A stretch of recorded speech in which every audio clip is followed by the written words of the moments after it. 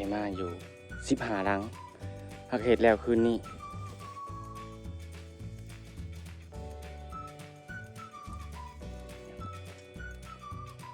มันยังอยู่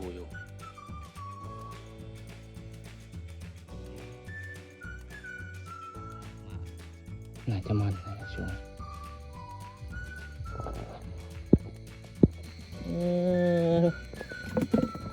มีแต่แม่งามๆน้องเอ้ยดู สบายดีพี่น้องทักทายสบายดีกับวันนี้ขาดลมหนาวพี่น้องลมหนาวมาฮอดแล้วได้ทางเราเนี่ยทางประเทศลาวเนี่ยได้พี่น้องทางฝั่งไทยลมหนาวไปฮอดแล้วบ่เนาะใกล้จะได้บินเลยพี่น้องเลยหักลมกะมันมาเที่ยวยุดเที่ยวบ่มานะแต่ก็ยังบ่ได้บินดอกอีกประมาณที่20 ป้ายพุ่นแหละได้ยินทางพี่น้องฝั่งไทยเพิ่นเว้าสายจวดหั่นนะเอาสิไปหาครับดักหนูพี่น้องพอกี้นี่เฮามาจอบเบิ่งหนูตัวเก่าเฮาหั่นแหละมันลงกินข้าวแล้วนี่ทางนี่จนแปลนไปเลยทางมันนี่เอาสิไปห่างมันมานี่ นี่ในป่าอันเก่าเฮานี่แหละเพราะว่าเขามันเริ่มออกห่วงแล้วมันเริ่มถอกมันลงหากินเขานะทางนั้นเฮาเกี่ยวกับมันกินหลายเติบทั้งนั้นนี่ได้มาอยู่15 หลังพักเหตุแล้วคืนนี้มึงดูนี่ทางมันบัดนี่เนาะบัดนี้สิบ่ใส่อันกะทิด้วยบัดนี้ใส่กะทิมันก็บ่กินมึงดูทางมันแปลนไปเลยมันเที่ยวลงป่าเขาเฮาว่ามันสิได้ลูกนี่แหละนี่บ่อนเฮามาใส่ตะกี้เฮาเหยียบจนแปลนมันยังขวัดอยู่เลยพี่น้องเอ้ยมันยังบ่ได้หนีเลยทั้งนั้นกับผมนี่ทางมันยังบ่ได้หนีเลยโอ้โห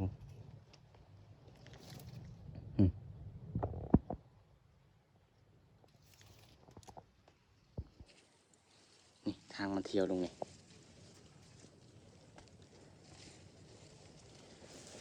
นี่มันลงไปทางป่าเขาอยู่แล้วนี่มันขวัดหูใหม่ด้วยตัวนี้หูยังเป็นแป้นอยู่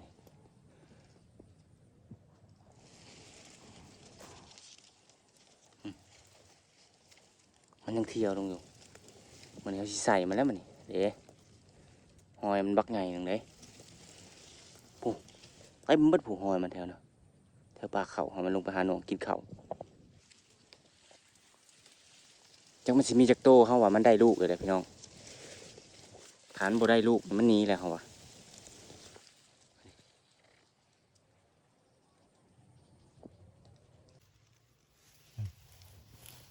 ทางมันเที่ยวไปว้าตัวหอยยังใหม่ๆอยู่เลย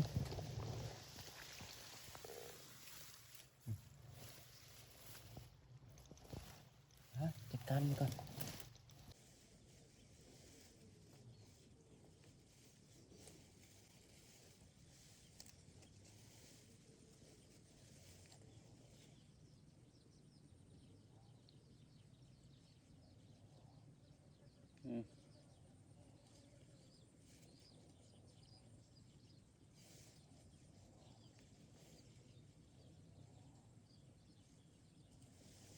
มันเอาสะออนนี่ได้ผูงูมันนะมันขวัดใหม่นะเขาว่ามันได้ลูกแล้วคุยพวกใหญ่นะมันยังอยู่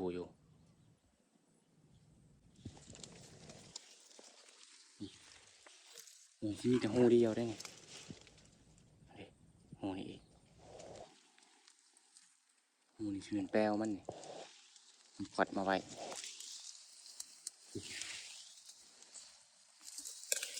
มันเริ่มขวัดลงแถวอันดินชุ่มเลยเด้โอ้ข้างนะครับ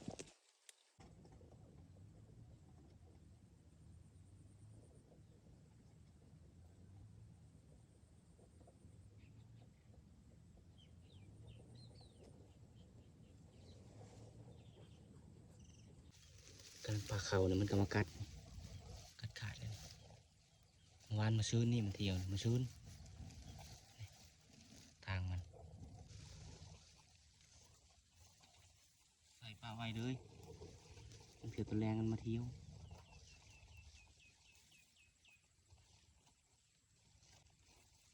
เอาพวกนี้มันมา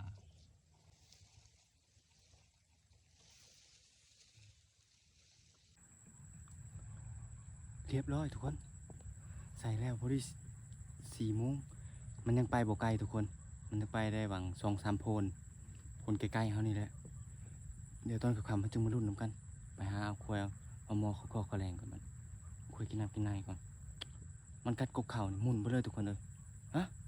เดี๋ยวจึงมารุ่นน้ำกันถือนี่ก็ถือว่าจะผักขัวขี้เลยนะป้า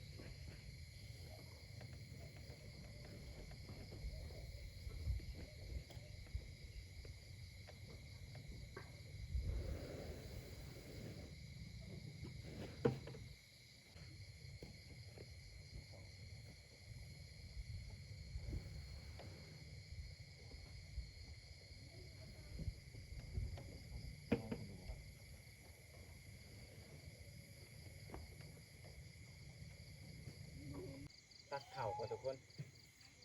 เพราะว่าตัวนี้ไม่แห้งแล้วนะไอ้ตากได้2 มือตักช่วงแรงมันอยากห้อนๆเลยตักช่วงค่ำเอาช่วงค่ำอากาศมันเย็นนะ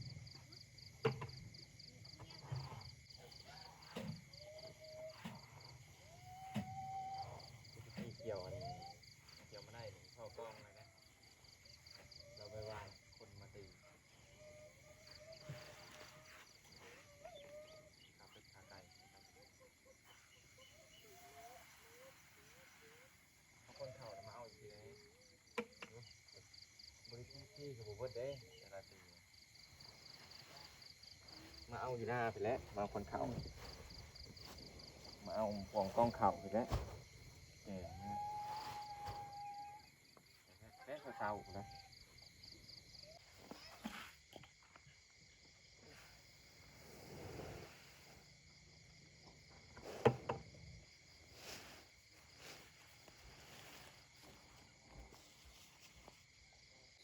เรียบร้อยทุกคนนับมึงดูสิสุกนับมึงตีแล้วไปโรงเรียนนะก็เฮียนนับตีแหละนับมึงดูอ้าวนับเนยนับมึงดูเลยเอาคือนะบ่าวบอกคือนะบ่าวเคยให้ฟังนะเปิดให้ฟังนะวิธีนับเลขนะเพิ่นก็สอนอยู่นับมึงดูโอ้ยสิสุกนี่บ่ได้แล้วนี่บ่มีอยากนับนี่1 2 3นี่4 5 6 7เอานับมึงดูบัดนี้นับได้ไหมนับบ่เป็น หันนะเอาเลยนี่เดี๋ยวทุกคนยังอีกลานแง่งหนึ่งดำตัวดำเนี่ยตัวบดำเนี่ยตัวดำเนี่ยมันใช้การบดได้หรอกทุกคนเลยมันกินบดได้ตัวดำเนี่ยกินข้าวไม่น้ำแล้วเขาก็ขึ้นไปกินข้าวกินน้ำกินข้าวกินน้ำแล้วไปจอดบังมันที่ข้าว8 โมงจังมันที่ออกหรือบ่ออกเลยต้องไปเบิ่งหน้างาน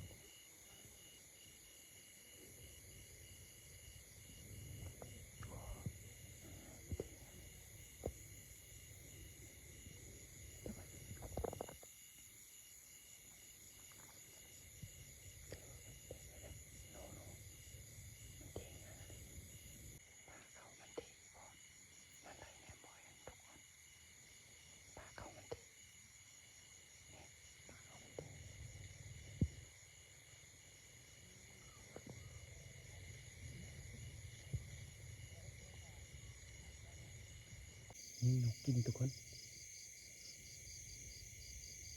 สองลูกลูกที่สองต่ำแต่ดอนมันบ่เคยยิงกบทุกคนเลยนกกระปูดนกกดนะลูกที่สามมันเอาลูกผูกไปเลยติดคนลูกที่สองนะติดปีกมันแถวกกปีกมันบ่สักนะมันบ่แหลมไปได้ทุกคนนางมันบ่คือพวกนางกบนะมันได้สองลูกเองอีกสองลูกนะข้างอยู่นะฮะลูกที่ห้านะไปน้ำนกเลยหนูกินอีกอะอย่างเราไปเบิ่งในป่าเขาเลยบ่เห็นไปโอ้ยตายเด้เบิ่งมันไปซักเขาได้ยังไงผู้ เบิ่งมาดูสิพี่น้องลูกที่สี่นะดอนอันนี้ลูกที่สามเนี่ยป้าถูกมันคือการดอกอันนี้โอ้ลูกตัวมันดอนเอาเลยมันไปคาได้ยังไงวะโอ้เจ้าคือกันเด้อหัวหน้า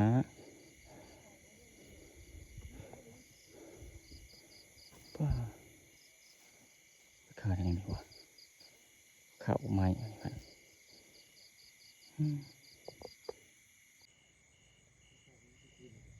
ย่างทุกคนเลย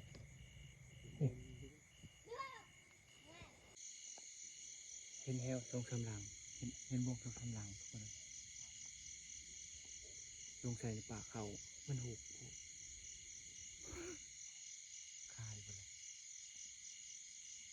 มาอื่นไปเลยเป็นที่มา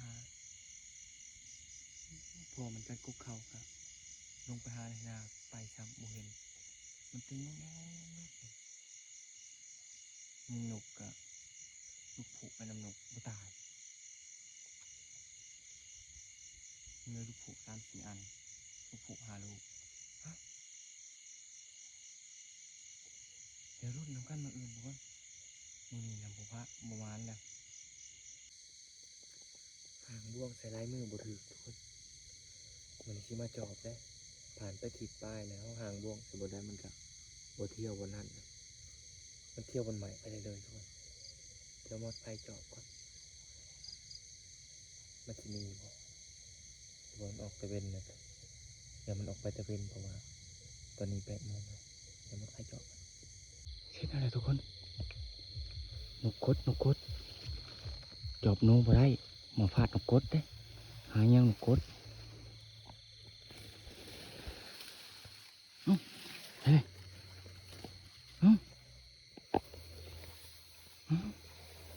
คือว่าถึกเลย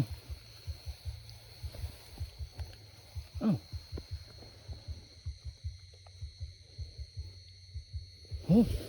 ยังบ่เสร็จโ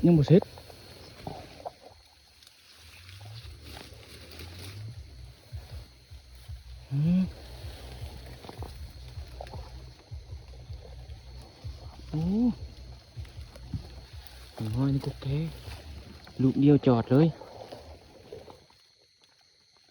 อ๋อ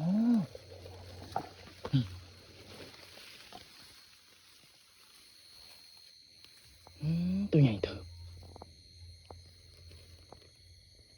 โอ้นี่โอ้พี่ได้ทุกคน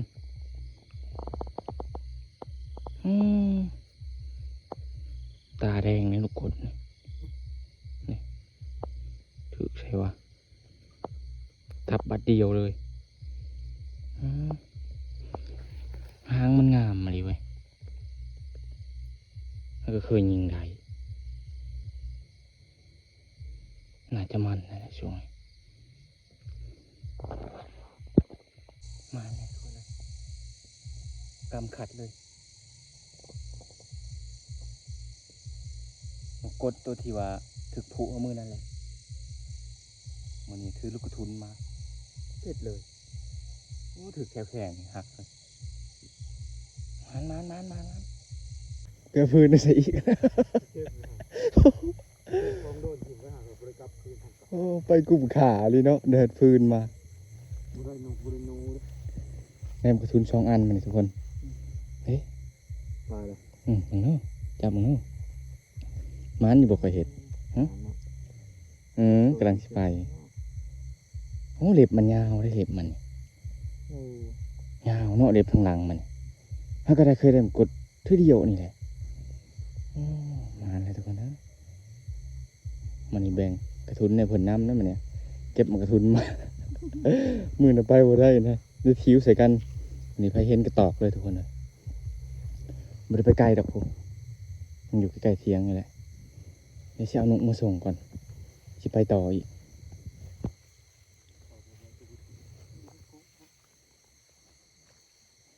ไป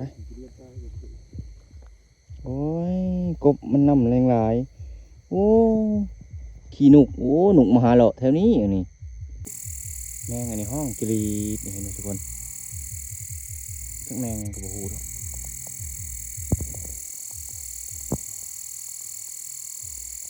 ปีกมันตีน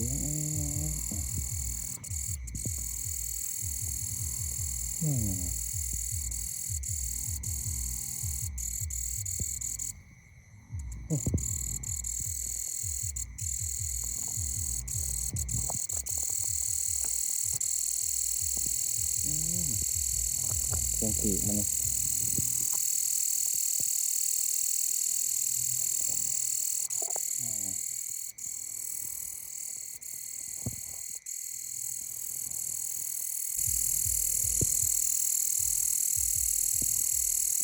แหม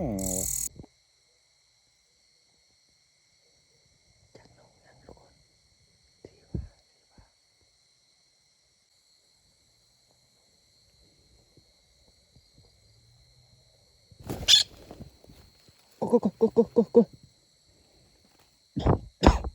ลูกที่สามถึงตกทุกคน นกนั่นคืองามแต่นี่โอ้เจ็บเด้อมันนกยังไงพี่ยายมาเบิ่งดูยายมาเบิ่งดูนี่นกยังนี่โอ้สีผ้างามเลยชบบักไงลูกที่สามถือเอิกบินลงมาเลยลูกที่หนึ่งบ่ถือลูกที่สองก็บ่ถือลูกที่สามบินเลยทุกคนอันนี้นกยังไงนี่มาเบิ่งแล้วกันดูเอาดู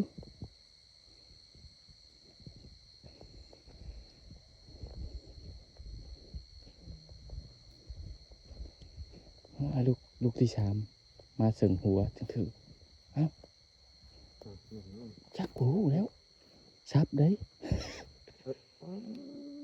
นกนั่นเจ้าวะนกนั่นพึ่งปีกมันดู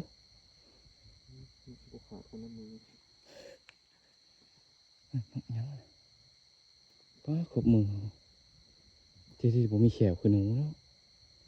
นกยังเจ้าวะนกยังโอ้ยว่าได้ก็ได้มันโมเมนต์วะเฮ้ยจะเป็นหอยนกยังเจ้าวะแคนได้นี่ฮะมันทุกคนตัวที่สองมาแล้วถึกเลือดออกได้จะถึกใส่ก็ได้ยินเสียงหมูมันกินมันโอ้คักใส่ก้อน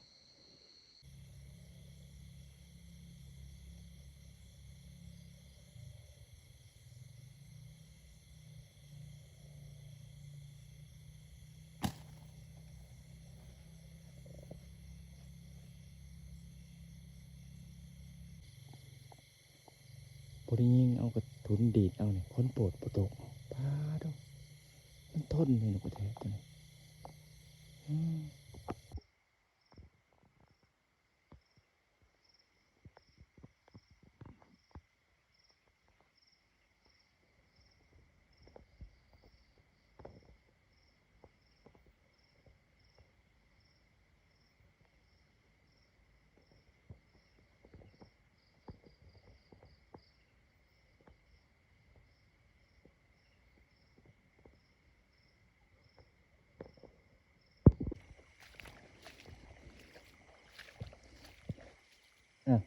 พี่ไอ้ ยายยายโอ้ยเดี๋ยวเป็นลมโอ้ยเดี๋ยวเป็นลมสิเนาะโอ้ยเดี๋ยวเป็นลมโอ้ยไปมือเดี๋ยวไอ้ช้างจะตกใจอยู่เบิด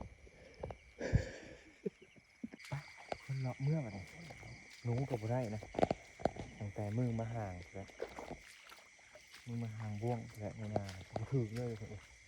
แต่ก็มาก็เห็นเพิ่นออกกินข้าวอยู่มันเริ่มทมแปลวเลยทุกคนสงสัยมันมีลูกแล้วได้นกอีก3 ตัวเดี๋ยวสิอ้ายเป็นเสียงที่เรากินนี่จะตกใจอยู่เดี๋ยวสิได้อองกันด้วยอีกนี่ก็เป็นผลงานในเพียงทุกคนมันบ่ล่มเลยนกนอนบ่หลายปลาบืนพี่น้องเอ้ยมันก็มาแต่ก้านนกมันบืนไปทั่วทีบเลยนี่มันบืนออกจากหลีนี่ดูกุกลับนู่นมันไหลหลังกันมานี่มันไปพรมน้ำหมอกเลยนี่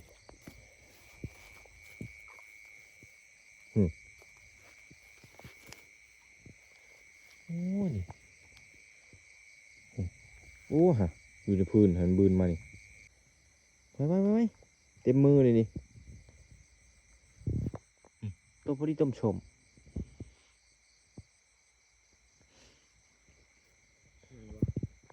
พอดีต้มชมบ่ใหญ่บ่เหลืออ้าวบ่เห็นเอาเพียงมานะบ่เห็นเอายังมาใส่ฮะเคลียวหยังมาแต่โตน้ำเริ่มบกแห้งแล้วนี่อ๋อเดี๋ยวบินจุนวิทย์แอ้โหโอ้นี่มาเอานี่เต็มเลยนี่ไปพงน้ำหมอกนี่ไงมาเอานี่นี่อ๋อปลาดุกพี่ไอ้เอ้ยบุญแต่แมวบ่มาโอ้ปลาดุกหลายโตเติบนี่โยโอ้ปวดมืออยู่ดอกคนนะเหมือนบืนแต่เป็นผมบอกนี่อ๋อแมวมาพ่อนี่เช็ดเลยเนาะปลาดุกโอ้จักโต3 โตเนาะปลาดุก3 โต3 โตบ่เบิดแล้วมันกัดถิ่มนะผมอีนาน้อยบ่มาเนาะจนอิ่มไม่ขาไปกินอยู่กองเฟืองเขาดิมันบุญจ่า เดี๋ยวเบิ่งหุ่นดีปันเพียง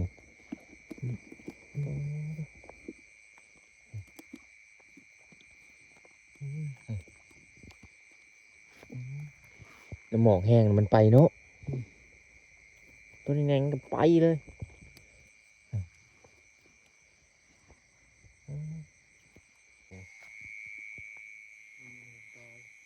โอ้นี่ปลาดุกนี่ลืมนี่ตัวหนึ่งเฮ้ยเอาไหมตัวเดียวพอยามอันนั้นตุกต่อหลายบ่โอ้ยเบิ่ง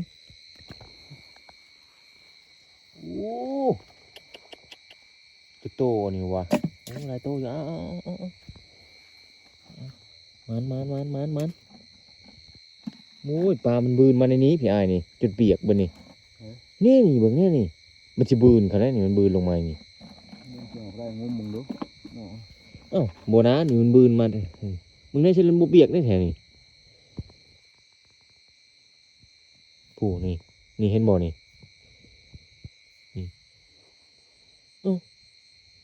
เบิ่งดูนะข้างหลังดิ มันนี่เห็นบ่ มันออกมานะฮะน่ะ โอ้ย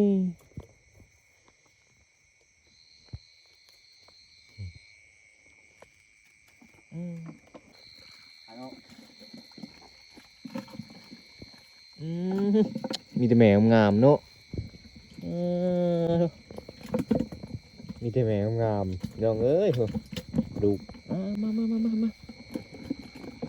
ลงโ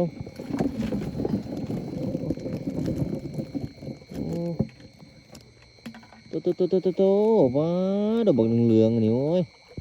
ปิ้งแล้วมื้ออื่นนี่มันใส่เบ็ดมันคือบ่ถือนี่ ปลาลงในนี่ผลนี่เริ่มแล้วเริ่มเบิดแล้วเดี๋ยวสรุปผลงานกันทุกคนอืม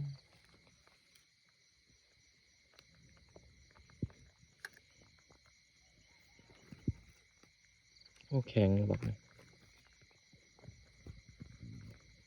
บอกนกกดเท่านี้แข็งแล้วโอ้ยสับมือก็ได้โกยโกยโกยโกยอืมช็อตพอแล้วนี่ได้หนุกน้อยนะทุกคนแล้วก็ปลามานำจักหนุกอย่างอันไหนบูหรอกชบแดงๆนกกระเต็นช่างบ่นี่ปลาเขาก็ได้เถอะปลาบืนนะปลาดุกปลาขอสลายในปลาขอน้อยร้ายทุกคนนะ